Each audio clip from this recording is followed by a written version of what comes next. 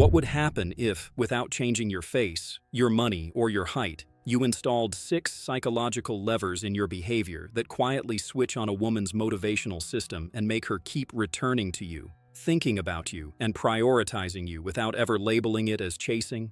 Stay with me, because I'm going to hand you those levers and show you exactly how to use them with precision, ethics, and control. This is not about lines. This is not about pretending.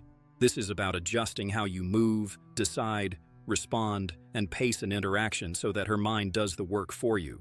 You're going to speak to the parts of the brain that decide desire before words arrive. What evolutionary psychologists like David Buss describe as deep preference engines. What behavioral scientists like Robert Cialdini call influence architecture. What relationship researchers like John Gottman and Esther Perel translate into attraction and sustained longing, and what Stoic philosophy trains in you as stable presence under pressure. If you want a woman to cling to you without realizing it, you don't ask for attention. You create emotional gravity, and emotional gravity is built, never begged. Before we open the 6 levers, anchor this. Nothing I'm giving you relies on manipulation or cruelty. Desire can be created ethically. Consent, respect, and clarity are mandatory. Attractive men are not reckless with influence. They are responsible with it. Your edge is not coldness, it's composure. Your warmth is not neediness, it's direction. When you merge composure with direction, you become the rare signal in a world of noise. That rare signal is what her nervous system keeps scanning for, even when she says she's not sure. You will feel the shift in the way she texts, the way she prolongs conversations, the way she protects time with you, the way she orients her plans. You won't need to push. You will need to stay consistent. Let's begin. The first lever is unapologetic direction coupled with non-reactive frame. Direction is not a speech. Direction is the way you move from intention to decision with low drama and high clarity. Non-reactive frame means you do not trade your state for hers. When she tests your boundaries, consciously or not, you don't punish, chase, or justify. You reassert your preferences with composure. Research on mate preferences repeatedly shows that ambition, resourcefulness, and goal pursuit matter not only because of outcomes, but because they signal reliability of future behavior. In practice, direction is micro. I'm free Thursday after 7. Choose between sushi at Nami or steak at Luna. That sentence is small and decisive. It establishes you as a leader who also gives choice. Non-reactive frame is even more important. When she delays, pushes, or flirts with chaos, you do not lecture or plead. You calmly adjust availability. Let's do next week. I keep my evenings tight. You didn't argue. You didn't demand. You simply protected your schedule like a man with a life. Roy Baumeister's work on self-control as a form of power is relevant here. When you demonstrate restraint, you broadcast abundance. Women are exquisitely sensitive to whether a man bends his rules for attention. When you don't, you become safer and stronger in the same breath. Safe because you won't explode. Strong because you won't be moved by low-quality pressure. That combination lights up long-term attraction. To install this lever, adopt 3 micro-behaviors immediately. 1. Slow your decision speed in conversation by a half beat. Silence signals authority when it's paired with a clear answer. 2. Label your preferences out loud without apology. I like early dinners. I sleep before midnight. I don't do last-minute changes. 3. Tie your availability to your priorities, not to her mood. If a plan slips, rebook on your terms. As soon as you do this consistently, you'll notice a change in the way she asks, the way she proposes, and the way she follows up, because you trained her nervous system to see you as a fixed point, not a flexible ornament. The second lever is boundaries with warmth, the secure polar tension. Esther Perel puts it elegantly: desire needs safety and surprise. John Gottman's lab has shown that relationships thrive when there is both responsiveness and a clear sense of individuality. In dating, men often confuse warmth with accommodation. They try to be endlessly agreeable to avoid friction. That kills polarity. Polarity is not dominance games. Polarity is differentiated energy. She wants to feel your spine and your heart at the same time. You create that by combining 2 moves: validate, and limit. Validation is simple. You acknowledge feelings without solving them. I get why that upset you. You expected more attention from him. You don't fix, you understand. Limiting is equally simple. You do not accept behavior that violates your standards. I like straightforward plans. If we keep changing, let's skip this week. That is not cold, that is adult. Attachment theory tells you that secure bonds are formed when there is predictable care and predictable limits. When you demonstrate that you are kind but unbendable where it matters, time, respect, honesty, you become a container she can relax into. Counterintuitively, that container is what makes her cling. Not because you trap her, but because you liberate her from the uncertainty that most men generate by being inconsistent. Add a second ingredient here: scarcity that is real, not performed. Your life must be full. Training, mission, friendships, learning. Scarcity that emerges from purpose is attractive. Scarcity that is faked is transparent. When your calendar has weight, your yes becomes valuable. Cialdini's principle of scarcity operates strongest when combined with authority and consistency. Be generous in presence when you are with her and disciplined with your time when you are not. She will adjust to the cadence you set, not the other way around. The third lever is precision attunement, the skill of reading and naming what is happening in the room while staying leader-oriented. You're not becoming her therapist, you're becoming the man who can track reality under emotion. This is where behavioral science helps. Shelley Gable's research on active constructive responding shows that how you respond to someone's good news can accelerate attachment. Practice it. When she shares a win, you don't blunt it or change topic. You lean in and amplify. That promotion tells me you're trusted there. What part of you did they finally notice? You reflected value and provoked depth. Add Gottman's turning toward micro moves, small bids for attention. Memes, inside jokes, brief observations deserve present responses. You don't need to be available always. You need to be present when you are available. Now add labeling, a tool popularized in negotiation and grounded in emotion science. You name what you sense. Sounds like you're frustrated at the lack of structure. Feels like you needed me to ask a deeper question. This doesn't mean you agree with everything. It means you refuse to argue with feelings. Paradoxically, when a woman feels seen without being managed, her system relaxes and she invests more. This is not pandering, this is precision. You stay masculine, not by blocking emotion, but by shaping it. Right after you label, you lead. Let's do this. Saturday morning coffee, phones off, you debrief the week. I'm listening for what you want more of. That sequence, attune, then lead, creates an irresistible rhythm. She leans in because you make it safe to expose her interior and attractive to keep exploring it with you. The fourth lever is reward prediction control, the ethical use of novelty and pacing to create what neuroscience calls reward prediction error, the gentle gap between what she expects and what she gets. The dopamine system pays attention when outcomes are slightly better than predicted. But here is the ethical boundary. Unpredictability is not neglect, and it's not chaos.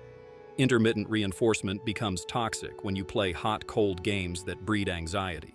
We are not doing that. We are doing calibrated variation inside a stable frame. Think of your attention like a well-programmed training cycle, periods of intensity, periods of rest, always within a consistent schedule. You don't respond instantly every time. You respond thoughtfully with variation that matches your life. Some days you send a voice note with a vivid observation and a question. Other days you keep it brief and purposeful. Some dates are high-energy novelty, others are low-key intimacy. The pattern is, you are predictable in values, varied in expression. This maintains curiosity without eroding trust. Behavioral economics calls this the sweet spot where engagement remains high because the brain can't fully compress you into a routine. Add the Zeigarnik effect to your advantage. The mind remembers unfinished experiences. End calls on a high, not when energy dies. Stop a conversation with one open loop. You just reminded me of a counterintuitive idea about how people choose. I'll show you Saturday. That line plants a cognitive itch without gimmicks. Blend this with Esther Perel's reminder that desire needs oxygen. Allow space between interactions, not silence as punishment, space as rhythm. The result is a reinforcing loop. She anticipates you because you consistently surprise her within safety. That's where cling without realizing is born. Her mind keeps checking for tiny updates from you because they are reliably rewarding without being always available. The fifth lever is elicited investment, responsible use of the Ben Franklin effect, the IKEA effect, and commitment consistency. People value what they build with you. When she invests effort, thought, or time into your world, her identity aligns with you. This is not manipulation. It's partnership architecture. Invite small favors early. Ask her opinion on a choice where her taste is relevant. Ask her to pick a dessert spot near her office for your next date. Ask her to teach you something she's genuinely good at. Then escalate to co-creation. Cook together with defined roles. Build a playlist for your road trip, each adding 5 tracks with a theme. Plan a small adventure where she decides the first hour and you decide the second. Each micro-investment triggers what Cialdini describes as consistency pressure. She starts to align future actions with past engagement. The IKEA effect shows that labor increases love. She is not just attending your life, she's building a part of it. And remember, the sunk cost trap exists. Do not exploit it. Your job is not to make her overinvest into something low quality. Your job is to make the quality high so that investment makes sense. The payoff for you is profound. When she invests, she self-persuades. She explains to herself why you matter. That's the most durable form of attachment, internally generated, not externally demanded. Add one more move. Controlled vulnerability. Not trauma dumping, not oversharing. You open a door that requires her to step through. I'm tightening my morning routine because my focus slipped last month. Hold me to it once this week. That line invites collaboration, not caretaking. She invests by tracking your promise and reflecting it back. When you do this well, she starts initiating check-ins, proposing plans, and protecting the connection because it contains pieces of her effort and identity. The sixth lever is embodied presence. Your voice, eye contact, posture, and stillness deployed with precision. Attraction is not only conceptual, it's somatic. Studies repeatedly show that slower speech, lower pitch within your natural range, and reduced filler communicate authority. You don't force a deep voice. You breathe low and speak from the diaphragm. Your eyes do not dart. They hold and release with intention. You don't stare. You rest your gaze long enough to be felt. Then you look away deliberately to think, then back to connect. Your posture is not puffed up, it's aligned, chest open, shoulders back and down, crown lifted. Your gestures are economical. You don't fidget with your phone or your glass. Your hands mark beats of your words. This is not performance, it's training your nervous system to broadcast calm leadership. Stoic practice helps here. Pre-decide the man you will be in the room. Present, amused, unhurried. A simple pre-interaction ritual works. Exhale fully, release your belly, feel your feet, expand your field of attention to include the entire space, then step in. Women are exquisitely sensitive to microtension. When your body tells the truth, I'm safe with myself, I'm not trying, she relaxes and gravitates toward you. Add scent and environment to lock in memory. Context-dependent memory is real. Pair your presence with a clean, subtle signature. Fresh linen, cedar, citrus, vetiver, so that your image attaches to a sensory anchor. That anchor will pull her mind back to you in random moments because smell travels directly to emotional centers. Finally, touch becomes an advanced module and must always be consensual, calibrated, and invited by context. You start with non-invasive proximity, then light contact when there is clear reciprocity. The rule is, if you're not sure, you don't. When you are sure, you still move slow. Embodied presence is not about taking space, it's about earning it through self-possession. You now have the 6 levers: direction with non-reactivity, boundaries with warmth, precision attunement, reward prediction control, elicited investment, embodied presence. I want you to understand how they stack. Each lever on its own creates mild interest. 2 together create strong attraction. All 6, consistently applied, generate attachment that feels organic to her, because it is. She won't think, he made me chase. She'll think, I choose him again. The nervous system always wants a coherent story. You're going to provide one through your behavior. Let me wire this architecture into your day so it becomes automatic. Mornings, set your frame. If you start the day as a reactive man, you will communicate it later. You're going to execute a short ritual that anchors sovereignty. You wake, hydrate, and perform a 2-minute stillness drill. Sit, feet grounded, spine tall, and scan your body for unnecessary tension. Jaw, shoulders, belly. Release it. Then you prime direction. Write 3 lines. What you're building this week, what you're declining today, and what you're training physically. Now you have your day oriented. You're not obsessed with her. You're obsessed with mission. That is not indifference. That is polarity fuel. Throughout the day, you maintain low digital leakage. Digital leakage is when you scatter your attention across platforms so often that when she appears, you feel depleted and become a pleaser. Set windows for communication and honor them. When she messages you, you do not time responses like a game. You answer when you are present and you are fully present. That means your reply contains attention and a clear end. I'm between meetings. Your note made me laugh. I'll tell you the story later. This is framing, pacing, and the Zeigarnik effect in one sentence. On the date, run the embodied presence protocol. Arrive a few minutes early. Walk in unhurried, shoulders back, eyes up, subtle smile. When you greet her, you make eye contact before words. Name her appearance precisely and simply. You look radiant in that color. Don't flood with adjectives. Lead her to the table. Choose a seat with a view of the room so you remain situationally aware.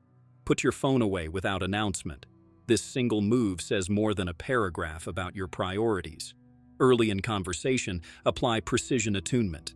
Ask a question that cannot be answered with a resume. What challenge did you underestimate this month? Listen, reflect what you heard concisely, then pivot to her taste. What kind of atmosphere restores you after a hard day? Use her answer to design the next mini plan. You don't fish for approval, you collect data.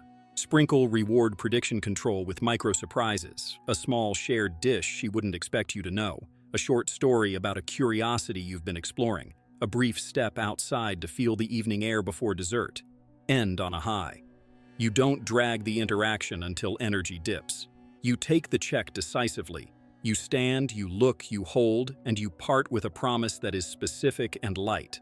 Saturday, coffee, and that idea I owe you. You leave first. Not abruptly, decisively.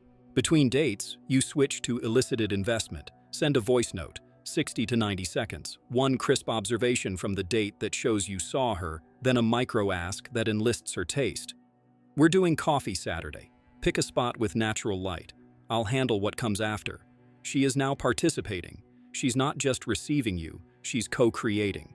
When she proposes something, don't auto-agree. Weigh it, and if it fits, accept it enthusiastically. If it doesn't, redirect without apology. This maintains the secure polar tension. If conflict arises, you don't escalate or placate. You employ stoic distance and Gottman's repair moves. You pause, name the pattern, propose a fix. We're looping on the same misread. I'm not interested in scoring points. I'm interested in clarity. Here's what I'm hearing. Here's what I need. What do you need?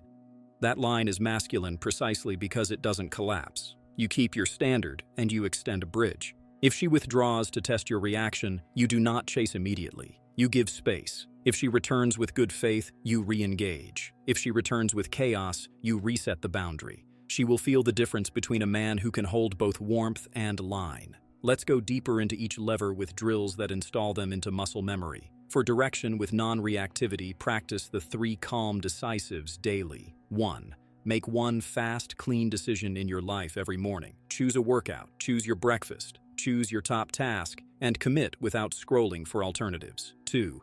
Decline something small politely every day. An invitation, a request, a distraction. This teaches your nervous system that no is safe. 3.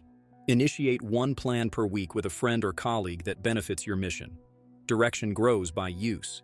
When you bring that into dating, it feels effortless because it is your baseline. For boundaries with warmth, train the validate then limit sequence. When she expresses emotion, you reflect it in 12 words or fewer. Then you set a limit if needed. I hear you. You wanted more certainty. I don't do last-minute reshuffles. Practice this tone in low-stakes interactions until it's natural. Pair it with real scarcity created by your priorities. Schedule 2 non-negotiable blocks a week that are exclusively for your training and your craft. Guard them. She will sense the gravity of your life and orient to it. That's not arrogance, that's leadership. For precision attunement, build the 4 dimensions habit. Ask questions that touch competence, character, taste, and dream. Competence. What do you do better than most people? Character. What principle do you refuse to compromise? Taste. What tiny luxury changes your day? Dream. What result would make you proud in 6 months? Listen. Mirror a keyword. Probe 1 layer deeper on the dimension that lights her up. Then lead to action connected to that dimension. This makes conversations feel like forward motion, not therapy. She will associate you with growth. For reward prediction control, implement the stable frame, varied touchpoints cadence. Decide when you generally communicate, mornings, evenings, and keep that frame. Within it, vary the packet type. Text, voice note, photo of something visually interesting that resonates with an earlier topic, a short article excerpt with 1 question. Avoid the trap of flooding when you feel excited. Excitement is welcome. Flooding is costly. End micro-exchanges on highs. Resist the urge to wring the last drop of dopamine out of a moment. Leave a sliver of desire unresolved. That keeps the loop alive without creating anxiety. For elicited investment, create the co-build list. This week, identify 3 micro-builds you can do together. A coffee route with a view, a Sunday recipe, a 2-hour city walk with hidden stops. Let her choose part of it. You hold the spine. Ask for help where her strengths shine. Then, after the activity, run a 5-minute debrief. What worked? What to tweak? What to repeat? This is how teams bond. Your relationship is not a performance. It's a team of 2 with a standard. For embodied presence, drill the stillness then signal ritual. Before you meet, exhale fully. Relax your tongue from the roof of your mouth. Drop your shoulders. Feel your feet. Then choose 2 signals to emphasize in the interaction. Steady eye contact and slower pace. That's enough. Don't try to manage everything at once. Over time, add voice resonance. Speak a touch slower and a touch lower. Add economy of movement. Reduce fidgeting by 50%. Add calibrated touch, only when invited. Your body will start telling the same story your words tell. I am grounded, I am selective, I am generous. Now I want to address the 3 mistakes that destroy these levers so you can avoid them immediately. The first is over-explanation. Men who fear losing attention try to explain their standards as if they're on trial. I said I'm busy because I have a lot of work, and my friend needs me, and... Stop. You owe clarity, not a legal brief. Say what you do and move. The second is artificial scarcity. Some men try to delay responses or manufacture unavailability to appear important. Women feel the stunt. It backfires. Replace faking with shaping. Live a full week, and your messages will naturally occur in windows that make sense. The third is inconsistent energy. One day you're intense and romantic. The next day, you vanish. That is not reward prediction control. That's emotional immaturity. If you're under stress, say it. Big week, I'm under the hood. Saturday, we reset. That sentence preserves trust while creating anticipation. Let's integrate stoicism so your core remains immovable. Epictetus taught that some things are up to us and others are not. Your behavior is yours. Her reaction is not. When you release the outcome, you become far more attractive because you stop negotiating your value in real time. Marcus Aurelius trained his mind to return to the present task and to the virtues: courage, temperance, justice, wisdom. Courage in this context is initiating and holding tension kindly. Temperance is pacing. Justice is keeping your word and protecting her dignity. Wisdom is adapting without abandoning your principles. When you embody these, you convert anxiety into calm momentum. Calm momentum is addictive. She will lean in because you feel like progress. I want to give you a 90-second daily consolidation drill that hard codes all 6 levers. Do it at night. Open a blank note and answer 6 lines. 1. Where did I hold my frame and make a clean decision today? 2. Where did I validate and limit with warmth? 3. What did I notice about someone's emotion and name precisely? 4. Where did I provide a small positive surprise inside a stable plan? 5. What micro-investment did I invite or acknowledge? 6.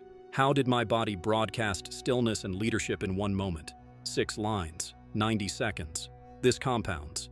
In 30 days, you won't be acting like a different man. You will be a different man. Now let's simulate the cycle so you feel it in your bones. You connect. You lead small. You listen sharply. You end on a high. You create space. You re-enter with a specific plan that uses something she shared. You invite investment.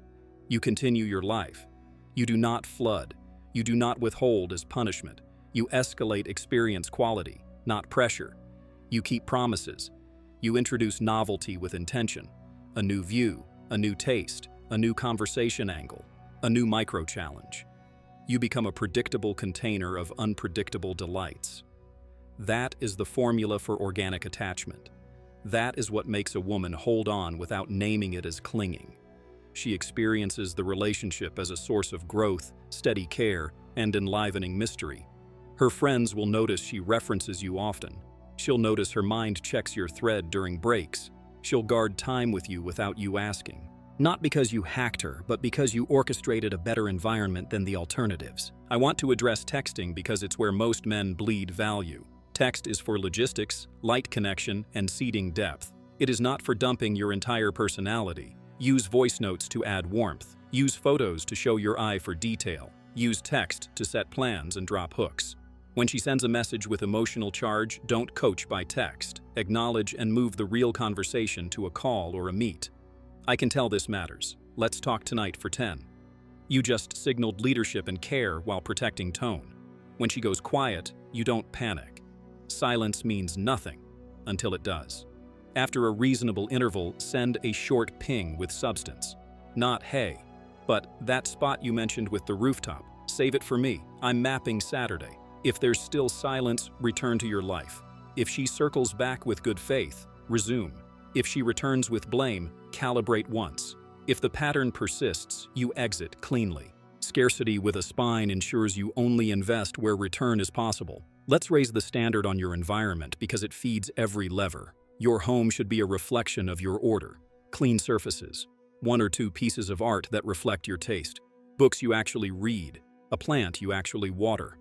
Lighting that flatters. Warm, layered, dimmable. A curated playlist that relaxes without numbing. The smallest details matter because they communicate unconscious cues of stability and discernment. Helen Fisher's work on brain systems in love suggests different people are drawn to different constellations of traits: explorers, builders, directors, negotiators. But every type appreciates competence and care in a man's world. When she enters your space, she should feel 2 things: calm and intrigue. Calm because your space is ordered. Intrigue because your space has evidence of a life that predates and will outlast the interaction. Your social world is the last amplifier I'll cover. Preselection is real. Cialdini's social proof principle shows that others' interest reduces perceived risk. But do this with integrity. Your aim is not to parade admirers. Your aim is to be visibly valued by quality humans. Cultivate mixed gender friendships with clear boundaries. Be a contributor in your circles. Host small dinners. Organize workouts. Connect people who should know each other. When she sees you inside a strong network, 2 things happen.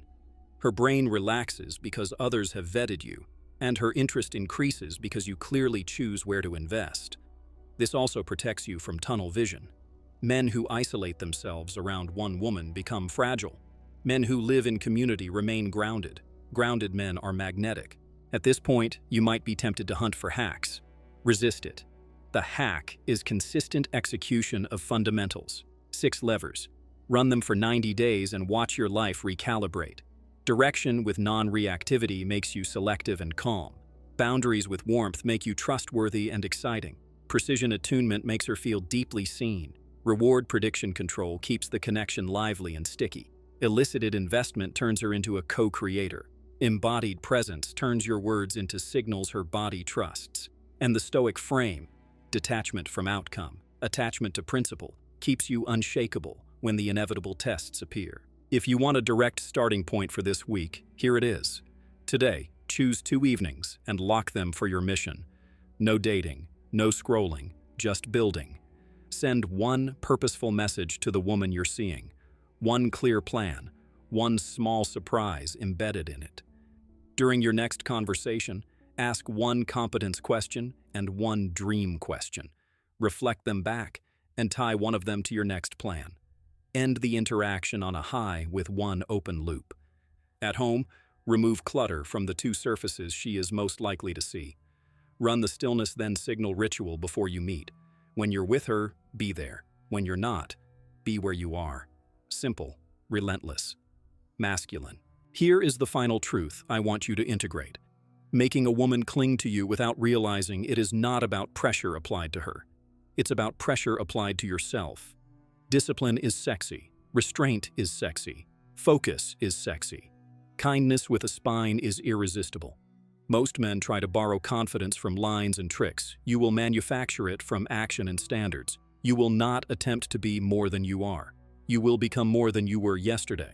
The side effect is desire. The result is respect. And the experience for her is compelling in a way she cannot fully explain. Because you're not only speaking to her preferences, you're speaking to her nervous system. Walk with this. Build with this. When you step into a room, your presence will say what your mouth doesn't need to. When you speak, your words will land because your life backs them. When you set plans, she will lean forward. When you leave, she will think of when you return. Not because you demanded attention, but because you designed an environment where attention is the natural response. That is how you attract without performing. That is how you keep her engaged without dragging. That is how you become the man she clings to without ever naming it as clinging. And that is the standard from which you live now. Clear, grounded, generous, calm. You don't need to convince anyone. You need to demonstrate, consistently. The rest takes care of itself.